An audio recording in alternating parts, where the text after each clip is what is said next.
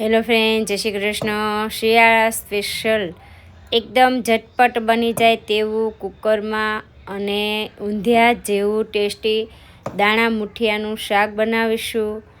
તો આ શાક બનતા બિલકુલ વાર નથી લાગતી અને સ્વાદમાં ખૂબ ટેસ્ટી એવું બને છે. એકવાર બનાવશો તો અઠવાડિયામાં 2 વાર બનાવો. એટલું ટેસ્ટી પરાઠા કે ભાખરી, રોટલા કે રોટલી સાથે ખાઈ શકાય એવું એકદમ ઝટપટ બની જાય તેવું દાણા મુઠિયાનું શાક બનાવીશું. તો વજનમાં 400 ગ્રામ મેં તુવેરના દાણા લીધા છે. તો આ શાક છે 5 થી 6 વ્યક્તિ ખાઈ શકે એટલું શાક બનીને તૈયાર થશે. તો એક વાટકો મેથી એકદમ ઝીણી મેં સમારીને લીધી છે અને એક વાટકો લીલા ધાણા લીધા છે. તો બંનેનું પ્રમાણ છે એકદમ સરખું રાખ્યું છે. તો મેથી અને ધાણાને ધોઈ એક બાઉલમાં લઈ અને મૂઠડી તૈયાર કરશું. અડધો વાટકો ચણાનો લોટ લીધો છે, અડધા વાટકાથી ઓછો એટલો જુવારનો લોટ, હિંગ, હળદર, ધાણા જીરું, લાલ મરચું, થોડો ગરમ મસાલો, 2 થી 3 ચમચી જેટલા સફેદ તલ લીધા છે. સફેદ તલની જગ્યાએ તમે વરિયાળી કે આખા ધાણાનો ઉપયોગ કરી શકો. 1 ચમચી ખાંડ અને સ્વાદ અનુસાર મીઠું એડ કર્યા છે. 2 થી 3 ચમચી જેટલું આપણે તેલ એડ કરશું અને અડધા લીંબુથી ઓછો એટલે લીંબુનો મેં રસ એડ કર્યો છે. તો બધા જ મસાલા છે પહેલાં આપણે હાથેથી એકદમ સરસ મિક્સ કરી લઈશું. મિક્સ કરીને પછી જો પાણીની જરૂર પડે તો થોડું પાણી એડ કરી અને આ લોટ છે એ તૈયાર કરીશું. તો 3 થી 4 ચમચી જેટલું જ મેં પાણી એડ કર્યું છે અને એકદમ સરસ લોટ બંધાય મીડિયમ એવો લોટ બાંધવાનો છે. સાવ ઢીલો પણ નહીં અને વધારે પડતો કડક પણ નથી બાંધવાનો. તો જેમ જોઈએ એમ પાણીનો ઉપયોગ કરવાનો છે અને મીડિયમ એવો લોટ છે બાંધીને તૈયાર કરીશું. તો આ રીતના મીડિયમ એવો લોટ બાંધી તેલવાળા હાથ કરી અને આપણે એની એકદમ નાની ગોળી તૈયાર કરીશું. તો જેમ નાની સાઈઝની મૂઠડી હશે તો જે શાક સાથે દાણા સાથે એકદમ સરસ મિક્સ થઈ જશે એટલે બને તેમ એકદમ નાની આ રીતની ગોળી તૈયાર કરવાની છે.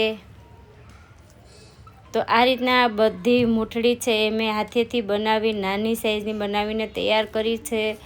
તો હવે આપણે એને પહેલાં તળી લઈશું. તો કુકરમાં જ આ શાક બનાવવાના છે, એમાં જ આપણે આ મૂઠડીને તળી લઈશું. તો એક વાટકાથી થોડું વધારે એટલું મેં તેલ ગરમ કરવા મૂક્યું છે. તો તેલ છે એકદમ સરસ ગરમ થઈ જાય પછી જ આપણે આ મૂઠડી છે એડ કરવાની છે. જો નોર્મલ એવું તેલ ગરમ થશે અને તમે મૂઠડી એડ કરશો તો મૂઠડી છે એ તેલ પી જશે. એટલે તેલ છે એકદમ સરસ ગરમ થઈ જાય પછી જ બધી મૂઠડી એડ કરી ગેસની ફ્લેમ હાઈ રાખવાની છે. તો ગેસની ફ્લેમ હાઈ રાખી અને આ રીતના મૂઠડીને છૂટી છૂટી કુકરમાં એડ કરી અને કુકર આ રીતના ગોળ ફેરવી મૂઠડી અંદર ફરે એ રીતે ફેરવી લેવાની છે. પછી 1 થી 2 મિનિટ જેવું થાય અને મૂઠડી છે 50% જેવી કૂક થઈ જાય પછી ગેસની ફ્લેમ મીડિયમ કરવાની અને ચમચા વડે મૂઠડીને આપણે ફેરવી અને બ્રાઉન કલરની થાય ત્યાં સુધી તળી લેવાની છે.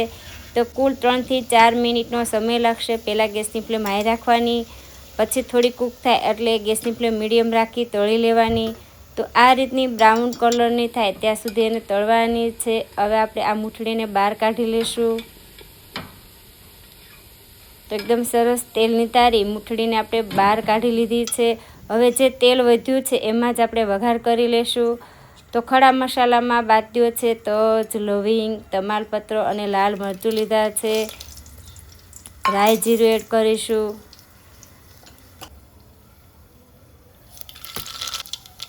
હવે આદુ, મરચાં અને લસણ સાથે ત્રણેય વસ્તુને મેં ક્રશ કરીને લીધા છે.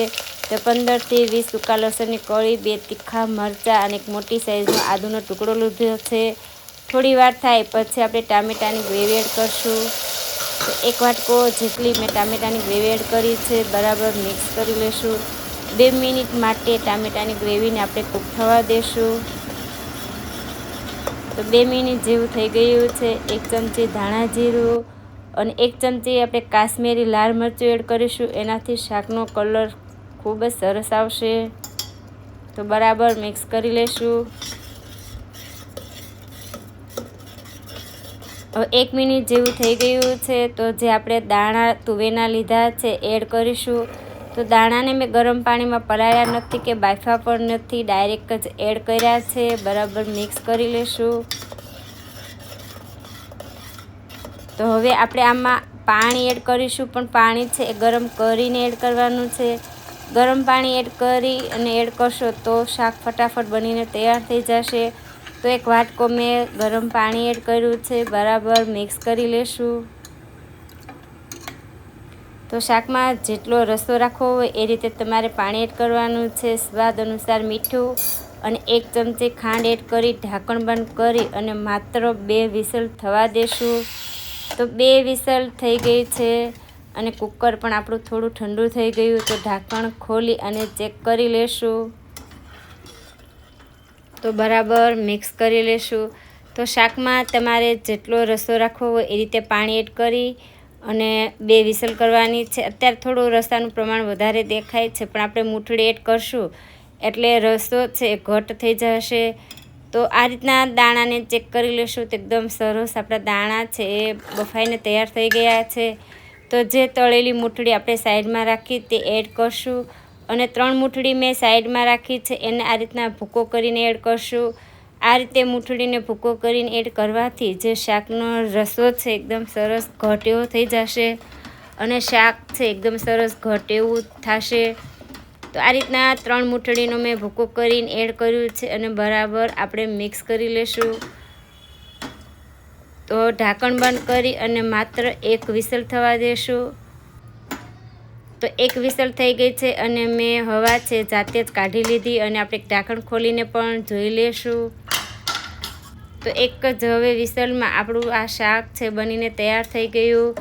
તો નીચે ચીપક્યું પણ નથી અને એકદમ સરસ બની પણ ગયું અને જે પતલો રસો દેખાતો તો એ પણ એકદમ સરસ ઘટ એવો બનીને તૈયાર થયો છે. તો એકદમ સરસ દાણા મુઠિયાનું શાક કુકરમાં ઝટપટ બની જશે. સ્વાદમાં પણ ખૂબ ટેસ્ટ એવું બનશે. તો આ શાક પરાઠા કે ભાખરી, રોટલા કે રોટલી કોઈ પણ સાથે ખાઈ શકાય તેવું સ્વાદમાં ખૂબ ટેસ્ટ એવું બનીને તૈયાર થશે. એકવાર બનાવશો તો અઠવાડિયામાં 2 વાર બનાવો એટલું ટેસ્ટી, ઊંધિયા જેવું ટેસ્ટી આ શાક બનીને તૈયાર થશે અને ઝટપટ બની પણ જશે. તો આજનો આ વિડીયો ગમ્યો હોય તો વિડીયોને શેર કરજો, લાઈક કરજો. આવા જ વિડીયો જોવા ચેનલને સબસ્ક્રાઈબ કરજો.